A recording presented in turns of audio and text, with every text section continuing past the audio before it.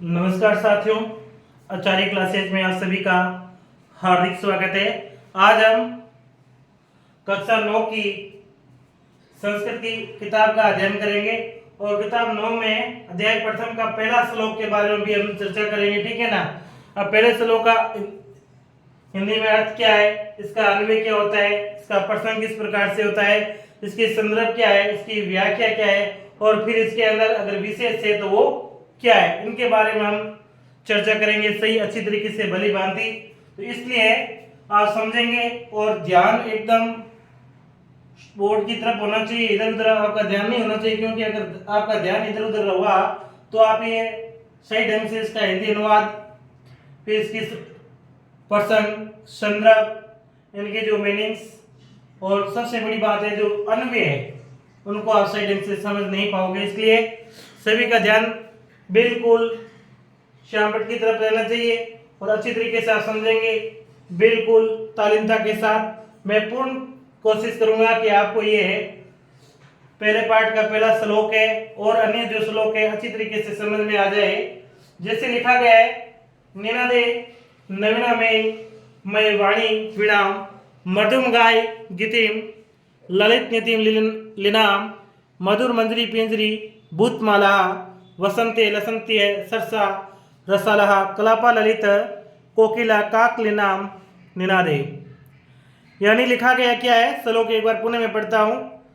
निनादे नवीना में मैं वीणा वीणाम मधुम गाय गीतिम ललित नितिम लिनाम मधुर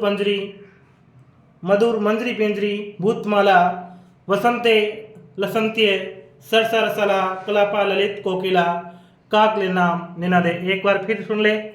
निनादे नवीना में मय वाणी वीणा मधुम गाय गीतिम ललित नितिम लिनाम मधुर पंजरी पिंजरी भूतमाला लसंते लसंत्य सरसा रसाला कलापा ललित कोकिला काकलिनाम निनादे।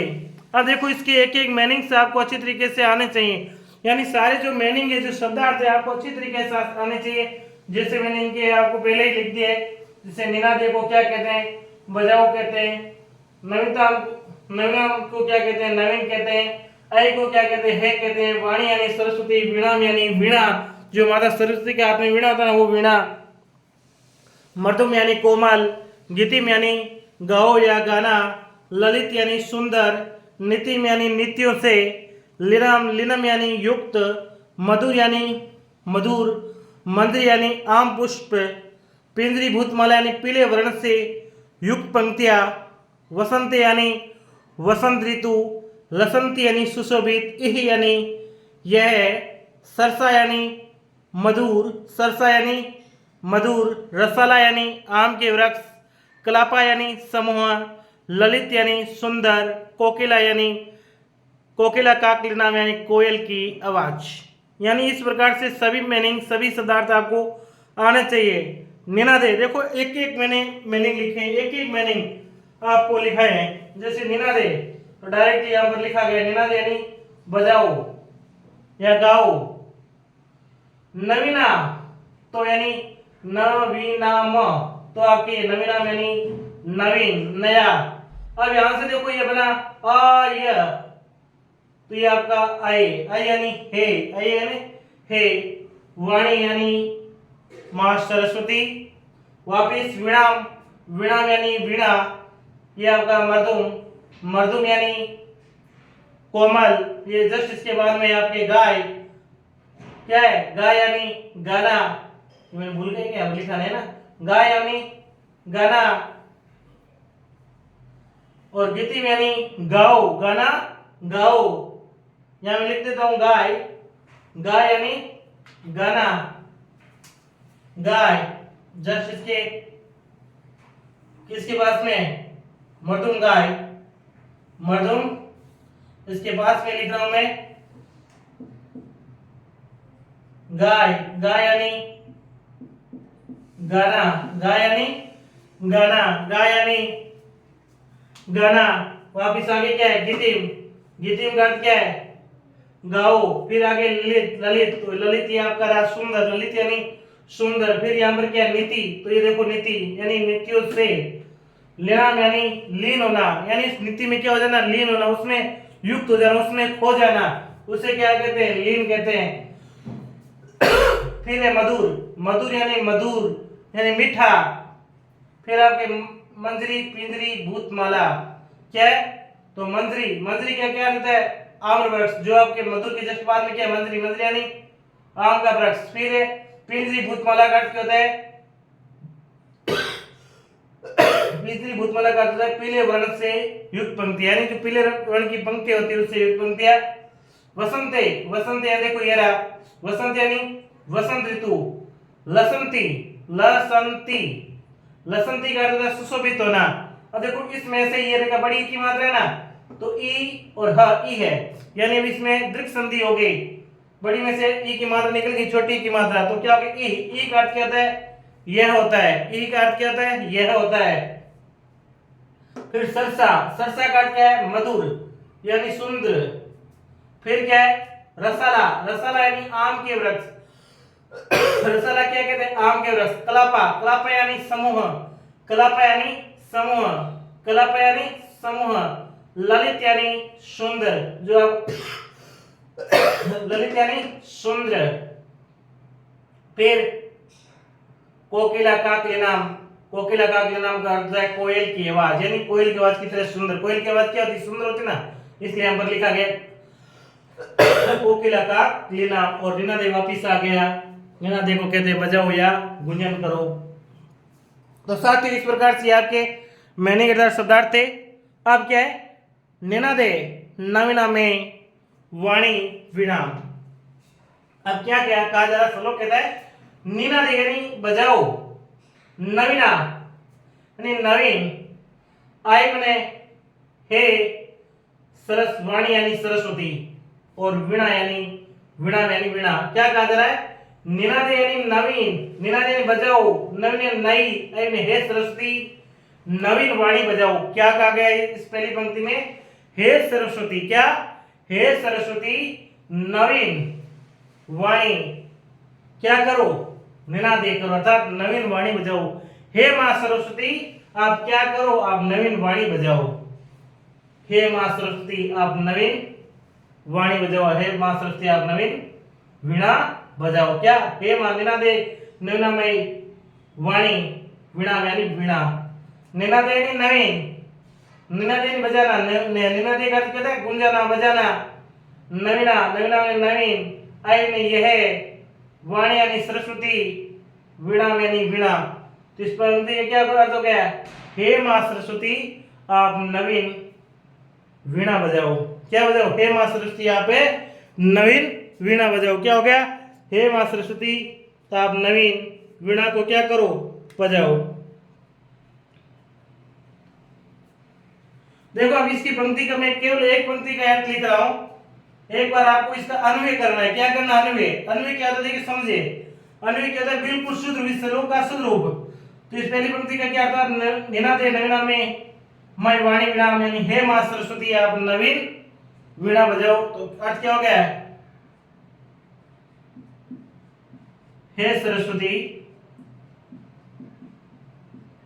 हे सरस्वती नवीन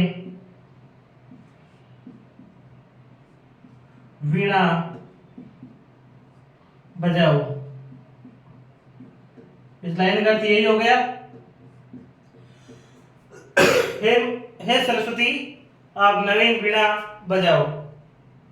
देखिए अन्वय क्या है, अन्वय है इस श्लोक का शुद्ध रूप, यानी शुद्ध रूप में कैसे करना है, अन्वय किस प्रकार से करना है। तो अन्वय करना क्या है कि हमें जैसे जैसे हिंदी चलती है वैसे वैसे हमें संस्कृत बनाने, इनकी वापिस संस्कृत का वापिस संस्कृत में उतर रहना है, क्योंकि श्लोक आपके संस्कृत में ही, और इस अन्वय को वापिस संस्कृत में ही लिखना है, परंतु इस हिंदी की दृष्टि से। अब यहाँ पर है का अर्थ क्या है, तो इसमें देखो है का अर्थ क्या है, आए, है का अर्थ क्या है, आए, तो यहाँ पर देखो अ और ये आए, बस। सरस्वती, सरस्वती का देखो क्या है, सरस्वती यानी वाणी, तो आपकी ये वाणी,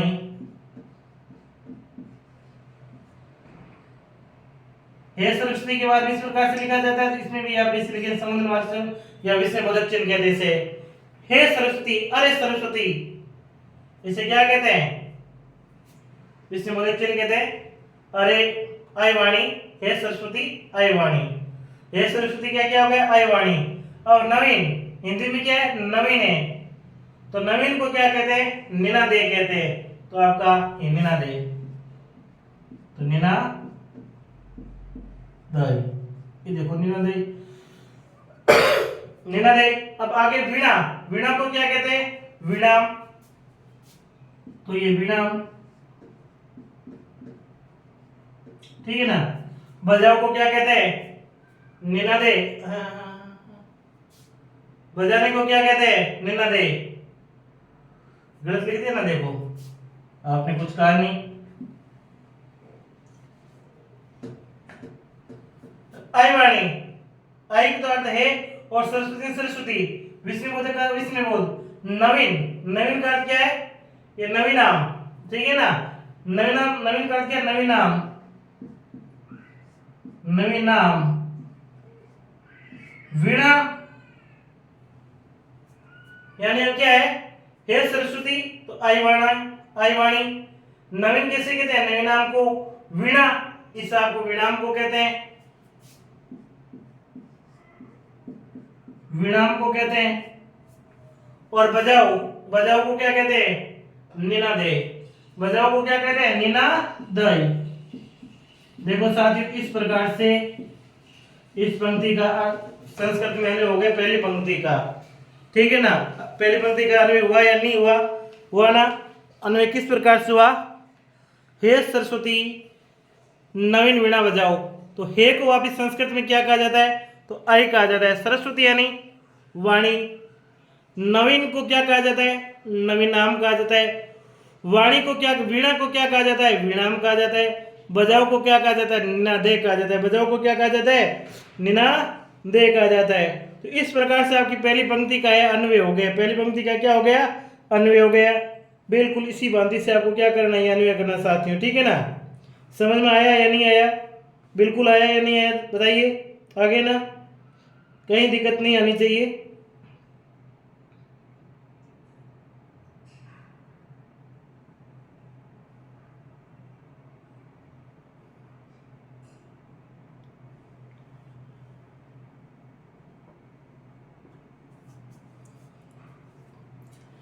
अब देखो इस दूसरी पंक्ति के क्या आते हैं? मर्दुम गीतिम, मर्दुम गायम गीतिम ललित नीति स्फुलिनाम। मर्दुम यानी क्या होता है? कोमल। मर्दुम यानी कोमल। गाय यानी गाना, गाय यानी गाना। गीतिम यानी गाओ। ललित यानी सुंदर। नीति यानी नीति से, निनाम यानी युक्त, यानी सुंदर नीति से युक्त गाना गाओ। इस पंक्ति क्या क्या हो गया? मर्दुम यानी बिल्कुल, मर्दुम का अर्थ क्या होता है? मर्दुम यानी कोमल। कैसा? कोमल। गाय यानी गाओ, गाय यानी गाना, गीतिम यानी गाओ, ललित यानी सुंदर, नीति नीति से, लिनम यानी युक्त। मर्दुम यानी कोमल, गाय यानी गाओ, गीतिम यानी गाना, ललित यानी सुंदर, नीति यानी युक्त, नीति यानी नीतियों से, लिनम यानी युक्त, यानी सुंदर नीति से युक्त गाना गाओ।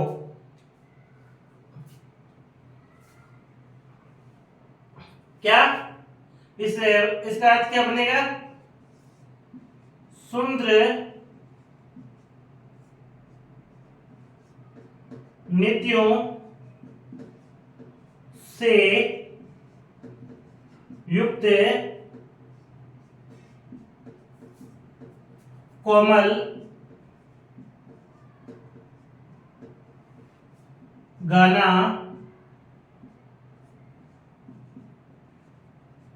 गाओ। क्या हो गया इस पहली पंक्ति का? सुंदर नीति युक्त, सुंदर नीतियों से युक्त कोमल गाओ, कोमल गाना गाओ। क्या? मर्दुम यानी सुंदर, मर्दुम यानी क्या? बिल्कुल कोमल। गाय यानी गाओ, गीति में गाना, ललित यानी सुंदर, नीति में नीतियों से, लिनम यानी युक्त। क्या? बिल्कुल सुंदर नीतियों से युक्त कोमल गाना गाओ। वापस बताता हूं। मर्दुम यानी कोमल, गाय यानी गाओ, गीति यानी गाना, ललित यानी सुंदर, नीति नीतियों से, लिनम यानी युक्त, यानी सुंदर नीतियों से युक्त कोमल गाना गाओ।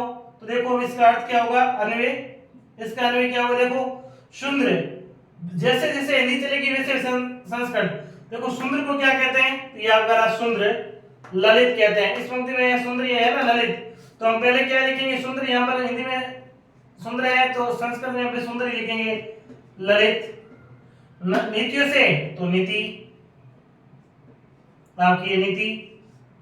म युक्त अर्थात लेना,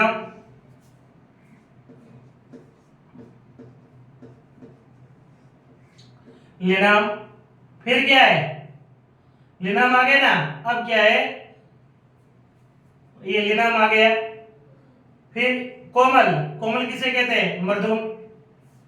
युक्त के आगे, युक्त यहाँ आगे लेना, अब आगे युक्त के आगे क्या, कोमल। तो कोमल किसे कहते हैं, मध्यम को, तो ये मध्यम, मध्यम। अब क्या कह रहा है, गाना, गाना किसे कहते हैं, गीतिम को, तो गीतिम।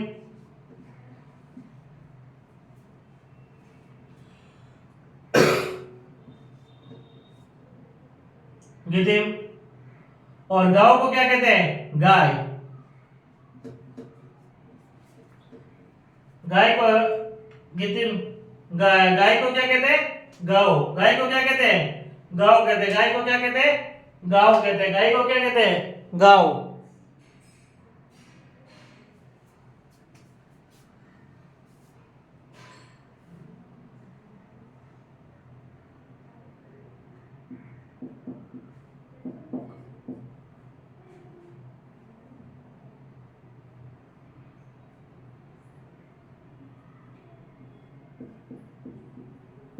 गाना, ठीक है, यहाँ उल्टा लिख दिया था मैंने। देखिए साथियों, क्या है, सुंदर नीतियों से युक्त कोमल गाना गाओ। तो सुंदर को क्या कहते हैं, ललित कहते हैं। नीतियों को नीति कहते हैं। युक्त को लिनाम कहते हैं। कोमल को मृदुम कहते हैं। गाना को गीतिम कहते हैं। और गाओ को गाय कहते हैं। जैसे हिंदी चली वैसे वैसे हमने संस्कृत लिख दिया, ये आपका अन्वय हो गया। कहीं दिक्कत नहीं आनी चाहिए मेरे अनुसार, अच्छी तरीके से आप समझते रहेंगे, कहीं पर भी दिक्कत नहीं आनी चाहिए, ठीक है ना।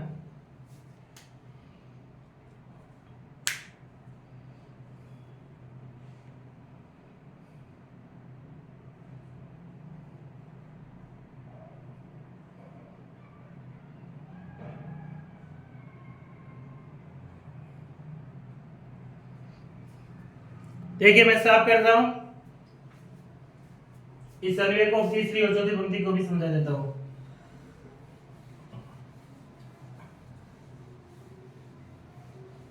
देखो साथियों, तीसरी पंक्ति क्या है, मधुर मंजरी पिंजरी भूतमाला। मधुर मंजरी पिंजरी भूतमाला। मधुर मंजरी पिंजरी भूतमाला। मधुर मंजरी पिंजरी भूतमाला। वसंते लसंते रसा रसाला। कलापा ललित कोकिला काक लेनाम। क्या क्या है, काक लेनाम।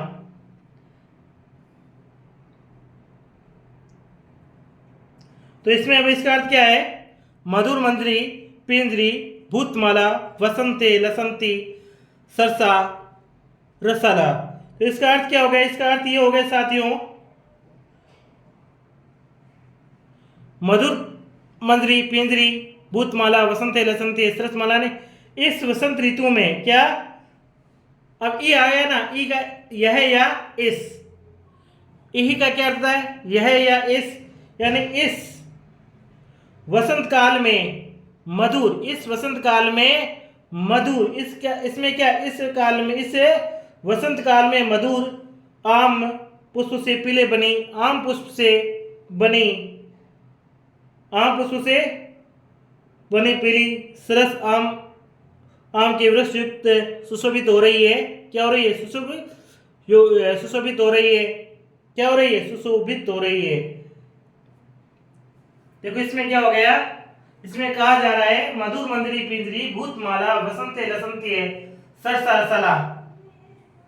अब इसमें देखो क्या है, कहा गया है इस वसंत काल में, क्या, इस वसंत काल में कि क्या, इस वसंत काल में मधुर, मधुर किसे कहते हैं, मधुर कहते हैं मधुर को, मधुर।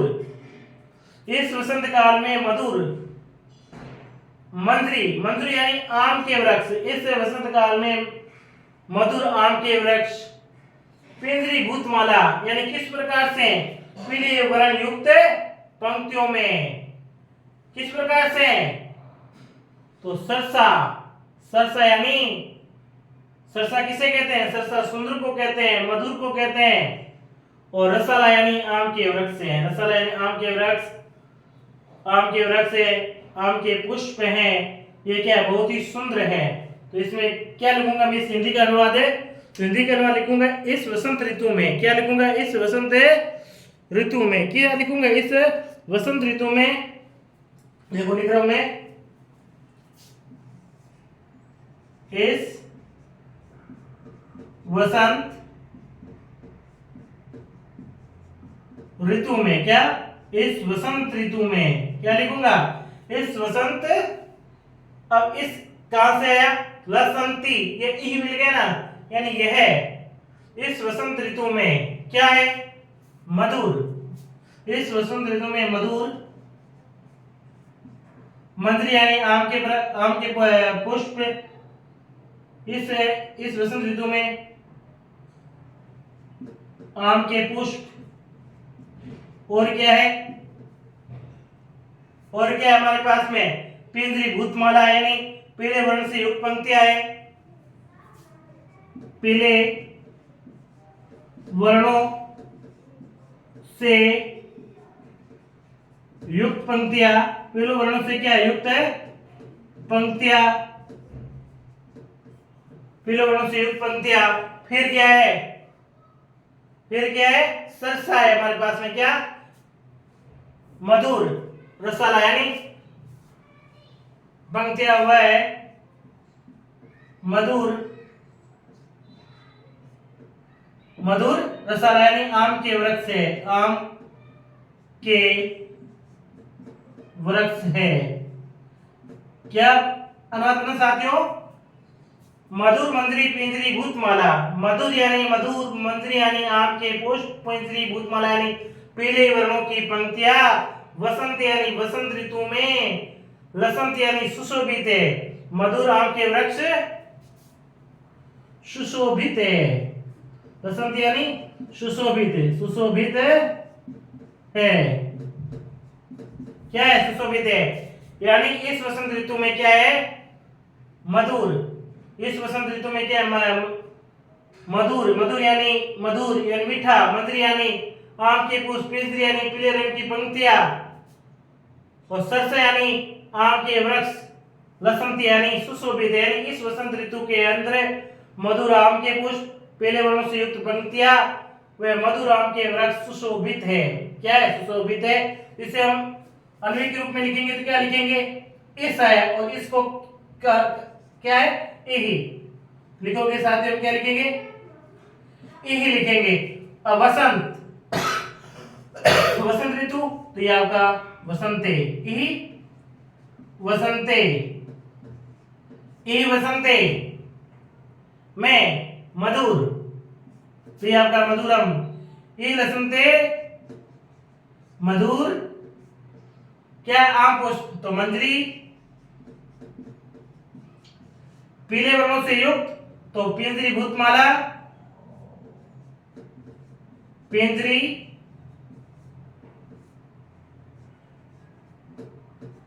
भूतमाला, क्या, पिंजरी भूतमाला, क्या है, पिंजरी भूतमाला, पिंजरी भूतमाला, अब पीले वर्णों से युक्त आ गए ना, अब क्या है, वह मधुर, और मधुर वापस यहाँ पर आ गया सरसा, ये सरसा, मधुर के आगे क्या है, मधुर के आगे क्या है, आम के वृक्ष, आम के वृक्ष को क्या कहते हैं, रसाला, तो ये आपका रसाला,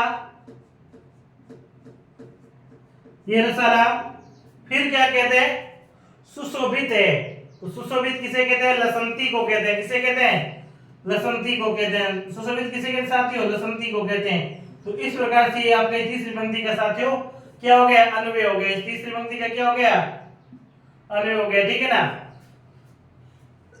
तीसरी पंक्ति क्या है, तीसरी और चौथी दोनों साथ में हो गया, मधुर मंजरी पिंजरी भूतमाला वसंते लसंती सरसा रसाला, अर्थात इस वसंत ऋतु में मधुर आम के पुष्प पीले वर्णों से युक्त पंक्तियां वह मधुर आम के वृक्ष सुशोभित है। क्या है? सुशोभित है। तो आप नोट कर सकते हैं इसे। फिर हम आगे बढ़ते हैं साथियों।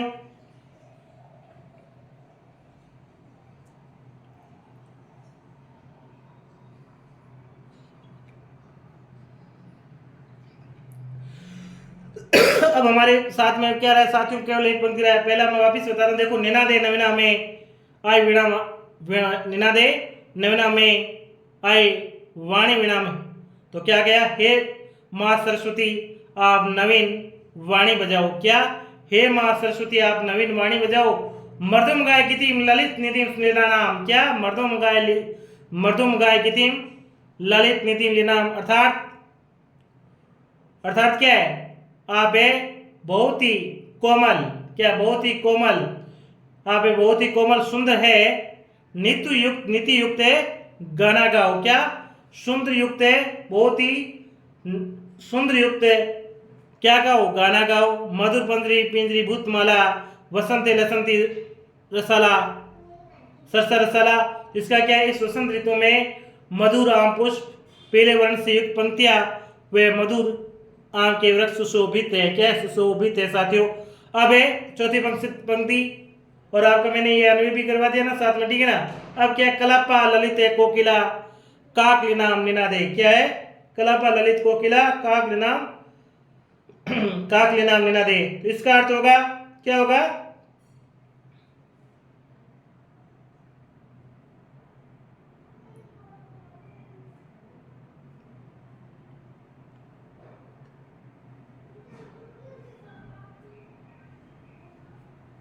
तो इसका अर्थ क्या होगा साथियों? कलापा किसे कहते हैं? समूह को। ललित यानी सुंदर, कोकिला यानी कोकिला का कहना यानी कोयल की आवाज। तो क्या कह रहा है कि हे मां सरस्वती, हे मां सरस्वती, क्या? हे मां सरस्वती कलापा ललिता कोकिला का नाम, यानी आप समूह में बैठे हुए। क्या? कलाप यानी समूह में, ललित यानी सुंदर, कोयल के समान गाना गाओ। क्या करो? काक नाम यानी निना देकर वीणा बजाओ। कलापा यानी समूह में, कलाप यानी समूह में, ललित यानी सुंदर, कोकिला यानी कोकिला काक नाम यानी कोयल के समान। कोयल की आवाज क्या होती है? बहुत ही सुंदर होती है, बहुत ही सुरंगी होती है। इसलिए यहाँ पर क्या क्या कहा गया? कोकिला काक यानी कोयल के समान सुंदर आवाज, कोयल के समान सुंदर आवाज। कलापा ललिता कोकिला काक नाम यानी कोयल के समान सुंदर आवाज। किसके समान? कोयल के समान सुंदर आवाज। नैना यानी इतनी सुंदर आवाज आप गाओ मां सरस्वती, ठीक है ना। तो क्या?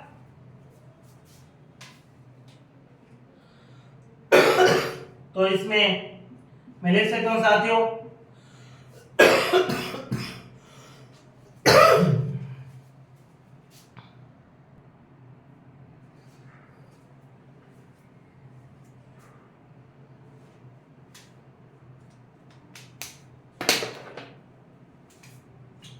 कोकिला कोयल के समूह भी क्या हो रहे हैं? सुशोभित हो रहे हैं आवाज से। कोयल के समूह भी सुशोभित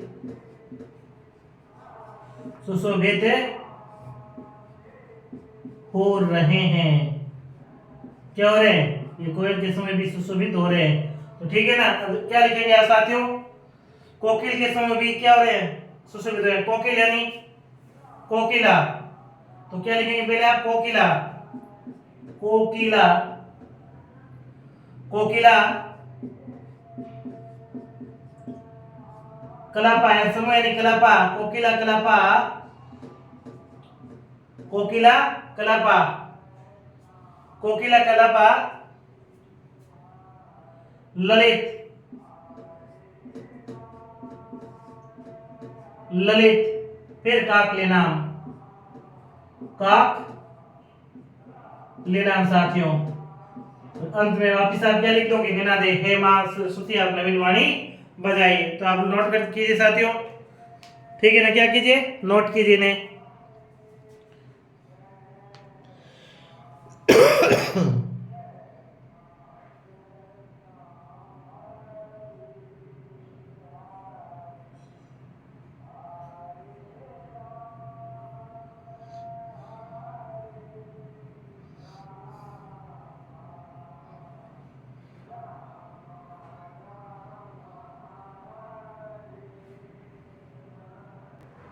देखिए साथी, पुणे निनादे नवीना में वाणी विराम।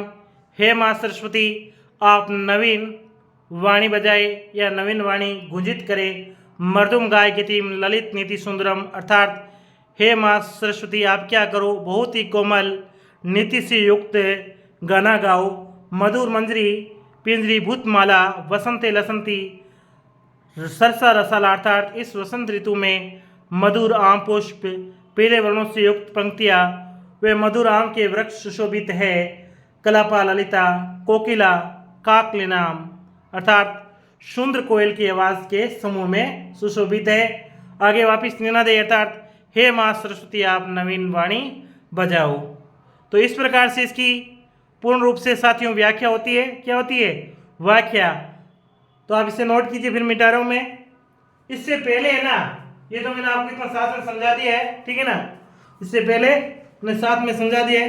तो देखो साथियों, ये आप बाद में करेंगे, ठीक है ना। व्याख्या क्या करेंगे आप बाद में करेंगे। इससे पहले क्या करना है आपको, क्या करना है साथियों, आपको पहले लिखना होता है पर्सन। पर्सन में क्या होता है कि पार्ट कौन सा है, ये पार्ट कौन सा है। तो पहला टॉपिक कौन सा रहेगा आपके, जैसे आप श्लोक लिखा, श्लोक के बाद में क्या लिखोगे, प्रसंग लिखोगे, प्रसंग लिखेंगे।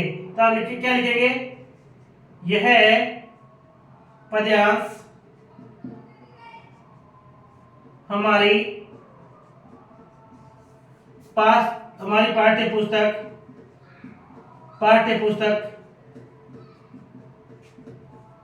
संस्कृत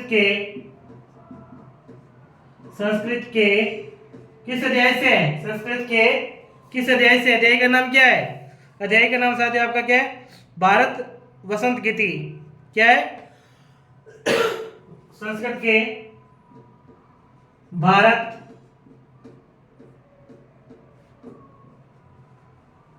वसंत गीति से लिया गया है, ठीक है ना। पहले लिया गया है। फिर आप क्या लिखोगे साथियों, दूसरा टॉपिक।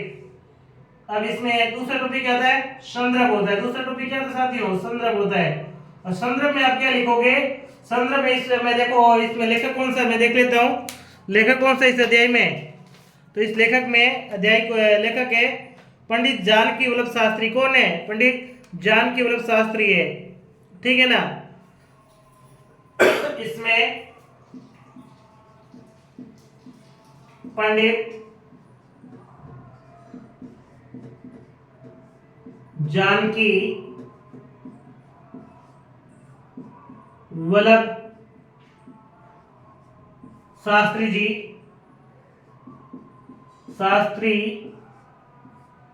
जी कहते हैं कि